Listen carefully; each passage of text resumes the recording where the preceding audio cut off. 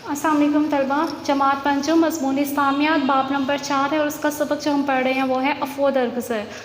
उसके सवाल जवाब आज हम करेंगे। सवाल नंबर 1 है, अफ़्व दरगुज़र से क्या मुराद है? जवाब है, अफ़्व दरगुज़र से मुराद दूसरों की गलती, ज़्यादती या बुराई के बदले में ताकत और कुदरत रखने के बावजूद बदला ना लेना और दरगुज़र करते हुए माफ़ कर देना है। प्यारे बच्चों, जब हमारे पास ताकत ना हो उस वक़्त अगर हम दूसरों की गलती पर चुप या ख़ामोश रहते हैं, उनकी ज़्यादती पर, या अगर वो कोई बुराई हमारे साथ करते हैं तो उसकी अगर हम जवाब में चुप रहते हैं तो वो हमारी मजबूरी होती है या हमारा सब्र होता है, ठीक है। लेकिन अगर हमारे पास ताकत भी है और ये है कि हम उनसे बदला ले सकते हैं, इसके बावजूद हम दूसरों की गलती, ज़्यादती या बुराई को जब माफ़ कर देते हैं और उनसे दरगुज़र करते हैं, नज़रअंदाज कर देते हैं उनकी गलती को, तो इसको अफ़्व दरगुज़र कहते हैं। कुरान मजीद के हवाले से सवाल है आपका कि कुरान मजीद के हवाले से बयान कीजिए कि अफ़्व दरगुज़र की अहमियत और ज़रूरत क्या है। जवाब, कुरान मजीद में अफ़्व दरगुज़र की अहमियत और ज़रूरत बहुत ज़्यादा बयान की गई है। कुरान मजीद हमें माफ़ करने और दरगुज़र करने की तालीम देता है। ख़ुद अल्लाह के सिफ़ाती नामों में 2 नाम गफ़्फ़ार और गफ़ूर हैं, जिसके मायने है सबसे ज़्यादा माफ़ करने वाला। और दूसरी बात, अगर हम किसी को माफ़ करेंगे तो अल्लाह भी हमें माफ़ करेगा। देखें, आज के दौर में जो है वो हमारे अंदर सब्र बहुत कम हो गया, हमारे अंदर बर्दाश्त कम हो गया, और इस दौर की तो बहुत ज़रूरत है कि हम अफ़्व दरगुज़र से काम लें। अगर किसी से कोई गलती होती है तो हम कहते हैं हुई क्यों, उसने हमें कुछ कहा है तो कहा क्यों है, लेकिन ऐसा नहीं होना चाहिए। हमें ये सोचना चाहिए कि हमसे भी गलती हो सकती है, हम भी ये बुराई कर सकते हैं, और हम अल्लाह पाक से जब माफ़ी मांगते हैं तो पहले हमें ये सीखना चाहिए कि हम इंसानों को माफ़ करें, ठीक है। तो हमें अफ़्व दरगुज़र की आज के दौर में बहुत ज़्यादा अहमियत है। आपसे तीसरा सवाल है कि अल्लाह ताला अफ़्व दरगुज़र के बारे में क्या फ़रमाता है। जवाब, अफ़्व दरगुज़र के बारे में अल्लाह ताला हुक्म देता है कि और लोगों को चाहिए कि माफ़ कर दें और अफ़्व दरगुज़र करें। क्या तुम पसंद नहीं करते कि अल्लाह तुम्हें भी माफ़ कर दे? अल्लाह बड़ा बख्शने वाला और नहायत रहम करने वाला है।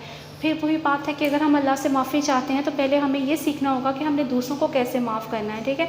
वो अल्लाह पाक तो हमें इतना सहूलतें देता है, इतनी नेमतें उसने अता की, उसके बावजूद हम उसके गुनहगार हो जाते हैं। तो हम तो इंसानों को कुछ देते भी नहीं, अगर वो कोई गलती कर देते हैं तो हमें उनको माफ़ कर देना चाहिए।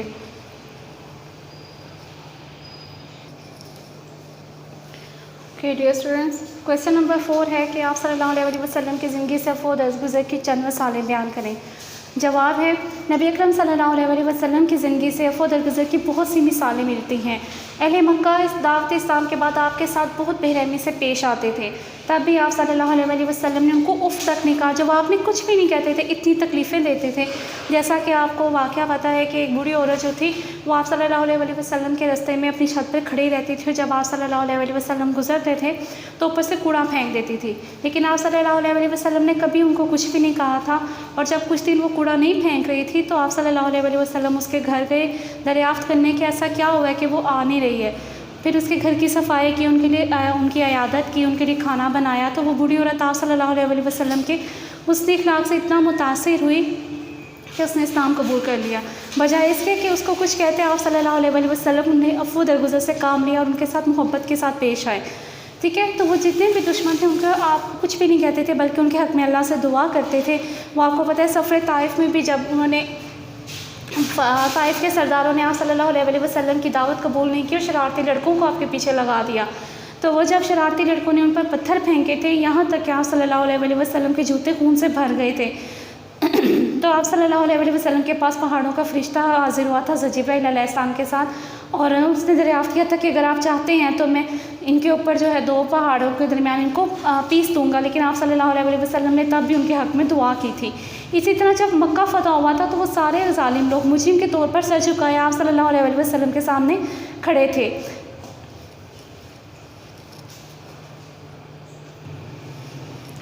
आप सल्लल्लाहु अलैहि वसल्लम चाहते तो हर एक से गिन गिन कर बदला ले सकते थे और उन्हें सख्त से सख्त सज़ा दे सकते थे, लेकिन आपने उन सबको माफ़ कर दिया और किसी से बदला नहीं लिया। यहाँ पर आज देखें, अगर आज हमारे साथ कोई बुरा करता है तो हम फ़ौरन उसका जवाब देने के लिए तैयार होते हैं कि उसने हमें कहा तो कहा क्यों है, ठीक है। और बड़े बहन भाई हैं या कोई भी रिश्ता है, या अगर आप हमसाए हैं, कोई भी लोग हैं, वो एक दूसरे की गलत बात तक बर्दाश्त नहीं करते, लेकिन आप सल्लल्लाहु अलैहि वसल्लम ने इतनी मुसीबतें बर्दाश्त की। उनको मक्का जो उनको बहुत प्यारा था उसको भी छोड़ना पड़ा, लेकिन जब मक्का दोबारा फ़तह हुआ तो उन सब जालिम लोगों को सज़ा दे सकते थे, लेकिन आप सल्लल्लाहु अलैहि वसल्लम ने उन सब को माफ़ कर दिया, हर जुल्म के लिए, हर ज़्यादती के लिए, हर चीज़ के लिए آپ صلی اللہ علیہ وسلم کے صحابہ کے ساتھ جتنی زیادتیاں ہوئیں، آپ صلی اللہ علیہ وسلم کے ساتھ جتنی زیادتیاں ہوئیں، آپ صلی اللہ علیہ وسلم نے عفو درگزر سے کام لیتے ہوئے ان سب کو معاف کر دیا تھا۔ آپ کا سوال نمبر 5 آپ سے پوچھا جا رہا ہے کہ آپ صلی اللہ علیہ وسلم کا جو ہے وہ آپ نے بتانا ہے۔ حضرت عائشہ رضی اللہ تعالیٰ عنہ فرماتی ہیں کہ رسول اللہ صلی اللہ علیہ وسلم نے کبھی کسی کو اپنے ہاتھ سے نہیں مارا اور نہ ہی کسی سے انتقام لیا، البتہ اگر اللہ کی کسی حد کو توڑا جاتا تو آپ صلی اللہ علیہ وسلم اللہ کے لیے ضرور سزا دیتے۔ یہ جو آپ لوگوں کا ابھی مڈ ٹرم کا سلیبس کیا ہے اس کے ساتھ یہ چیپٹر آپ کا جو تھا اس کے نوٹس اٹیچ تھے، اس کے کویشچن آنسرز ہم نے آج پڑھے ہیں، ان کو آپ نے نوٹ بک پر لکھنا اور یاد کرنا ہے اور اس کی آبجیکٹیو بھی یاد کرنی ہے۔